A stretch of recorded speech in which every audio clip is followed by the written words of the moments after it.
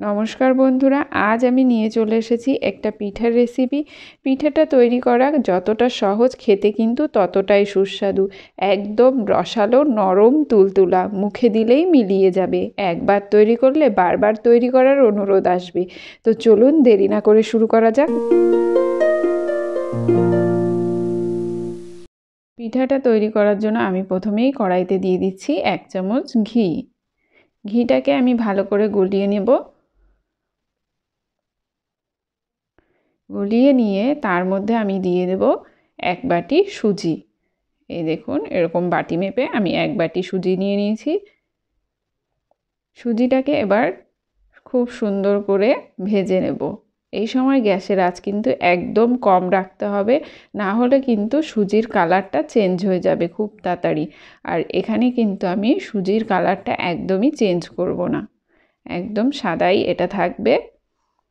তাই একদম কম আছে এটাকে সুন্দর করে ভেজে নেব। ভেজে নিয়ে তাতে আমি দিয়ে দেবো 2 বাটি জল। যে বাটি মেপে আমি সুজি নিয়েছি সেই বাটি মেপেই 2 বাটি জল দেব। যতটুকু সুজি তার ডবল এখানে জল দিতে হবে।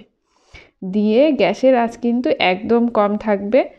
আমি দিয়ে দিচ্ছি সামান্য একটু লবণ, দিয়ে এবার ভালো করে মিশিয়ে নেব। গ্যাসের আঁচ কম রেখেই আমি সুজিটাকে সুন্দর করে রান্না করে নেব। গ্যাসের আঁচ যদি আপনি বাড়িয়ে দেন তাহলে কিন্তু সুজিটা রান্না হবে না ভালো করে, সেক্ষেত্রে পিঠাটাও কিন্তু ভালো হবে না। তো সুন্দরভাবে আমি সুজিটাকে রান্না করে নেব। এই দেখুন, আমার সুজিটা কিন্তু একদম সিদ্ধ হয়ে গেছে। এই দেখুন, আস্তে আস্তে এটা একটা শক্ত ডোতে পরিণত হচ্ছে। তো আমার পিঠার জন্য এরকম একটা শক্ত ডোর প্রয়োজন।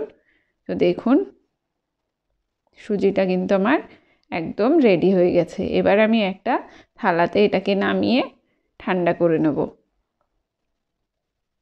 খুব বেশি ঠান্ডা আমি করব না, হালকা ঠান্ডা হলেই হবে। হালকা যখন সুজিটা ঠান্ডা হয়ে যাবে তখন তার মধ্যে আমি ওই বাটি মেপেই 1/2 বাটি গুঁড়ো দুধ দিয়ে দেব। গুঁড়ো দুধ দিয়ে এটাকে সুন্দরভাবে মেখে নেব। সুজিটাকে এত সুন্দর করে মাখতে হবে যেন দেখে এটা বোঝাই না যায় এটা সুজি নাকি ময়দা। তো খুব সুন্দরভাবে আমি আস্তে আস্তে মেখে নেব। আর যদি এই সময় আপনার হাতে সুজিটা লেগে যায় সেক্ষেত্রে সামান্য একটু ঘি লাগিয়ে নেবেন, তাহলে দেখবেন আর হাতে লেগে যাবে না। এই দেখুন, সুন্দরভাবে আমি মেখে নিয়েছি।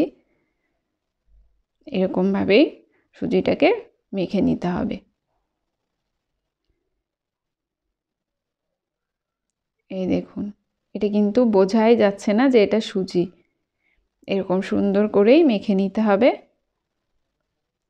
এবার এখান থেকে এরকম ছোট্ট ছোট্ট বলের মতো কেটে নিয়ে আমি হাতে এরকম করে চুষি পিঠা বানিয়ে নেব। এই দেখুন, একটু বড় মোটা মোটা করে চুষি পিঠাগুলো বানিয়ে নেব। এটা কিন্তু খুব সহজ বানানো আর খুব তাড়াতাড়িও হয়ে যাবে। আর হাতে কিন্তু ঘি বা চালের গুঁড়া কোনো কিছুই দেওয়ার প্রয়োজন নেই।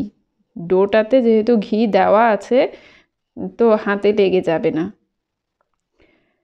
আর এই চুষিগুলোর মধ্যে সামান্য একটু আমি চালের গুঁড়ো ছড়িয়ে দিলাম যাতে চুষি পিঠাগুলো একে অপরের সাথে লেগে না যায়। তো একে একে দেখুন আমি সমস্ত চুষি পিঠাগুলো রেডি করে নিয়েছি। এই দেখুন, এবার আমি একটা কড়াইতে তেল গরম বসিয়ে দিয়েছি। তেলটা কিন্তু খুব ভালোভাবে গরম হতে হবে। তো সেটা চেক করার জন্য আমি প্রথমে একটা পিঠা দিয়ে দিলাম, দিয়ে দেখে নিলাম যে আমার তেলটা সুন্দরভাবে গরম হয়েছে কি না। তো গরম হওয়ার পর আমি সমস্ত পিঠাগুলো তাতে দিয়ে দিয়েছি। পিঠাগুলো দেওয়ার পর কিন্তু নাড়া যাবে না, কিছুক্ষণ আপনাকে অপেক্ষা করতে হবে। পিঠাটা একটু ভাজা হয়ে গেলে তখন এটাকে নাড়তে হবে। তেলটা যদি গরম না হয় ঠিক মতো তাহলে কিন্তু সুজির পিঠা দিলে সুজিগুলো ছেড়ে যায়। ওর জন্য প্রথমে তেলটা চেক করে নিতে হবে। তো আপনারা অবশ্যই একটা পিঠা দিয়ে চেক করে নেবেন, না হলে কিন্তু তেল ঠিকঠাক গরম না হলে সমস্ত পিঠাগুলোই ভেঙে যাওয়ার ভয় থাকবে। এই দেখুন বন্ধুরা, পিঠাটা আমার হালকা লাল হয়ে গেছে। এই পর্যায়ে আমি গ্যাসের আঁচ কম করে দেব। কম করে এটাকে নেড়ে চেড়ে সুন্দর লাল লাল করে ভেজে নেব। এই দেখুন, এরকম সুন্দর লাল লাল করে আমি ভেজে নিয়েছি। ভেজে নিয়ে এটাকে নামিয়ে নিচ্ছি।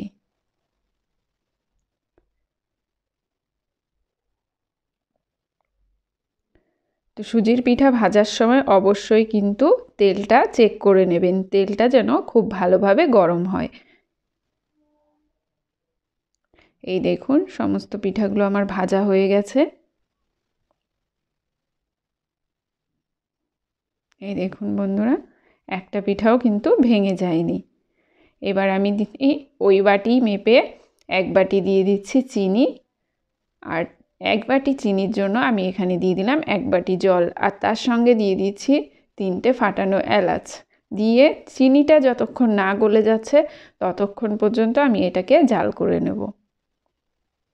এই শিরাটা কিন্তু একদম ঘন করা যাবে না, এটা কিন্তু একদম পাতলা শিরাই হবে। তো চিনিটা একদম গলে যাওয়া পর্যন্ত অপেক্ষা করতে হবে।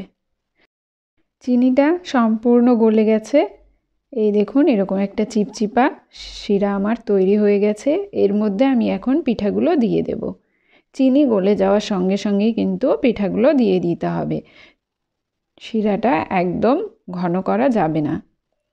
এই দেখুন, চিনির শিরার সঙ্গে পিঠাগুলো ভালো করে মিশিয়ে আমি 1 থেকে 2 মিনিট এটাকে ফুটিয়ে নেব। ফুটিয়ে নিয়ে গ্যাস বন্ধ করে এটাকে ঢাকা দিয়ে রেখে দেব। আধা ঘন্টার জন্য আমি ঢাকা দিয়ে রেখে দিয়েছিলাম।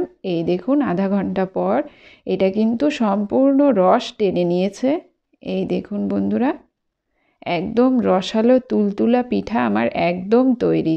এটা কিন্তু মুখে দিলেই মিলিয়ে যাবে, আর খেতে কিন্তু খুব ভালো লাগে। আপনাদের বাড়িরও সকলের পছন্দ হবে। অবশ্যই একবার তৈরি করে দেখুন। বাড়িতে তৈরি করে আমাকে অবশ্যই জানাবেন আপনাদের কেমন লাগলো পিঠার রেসিপিটি। আর রেসিপি ভালো লাগলে অবশ্যই লাইক শেয়ার করবেন, আর চ্যানেলটিকে সাবস্ক্রাইব করে পাশে থাকবেন। পাশে থাকা বেল আইকনটি প্রেস করতে ভুলবেন না যেন নতুন ভিডিওর আপডেট পাওয়ার জন্য। দেখা হবে আরেকটি নতুন রেসিপির সঙ্গে। ততক্ষণের জন্য সকলে ভালো থাকবেন, সুস্থ থাকবেন। টাটা।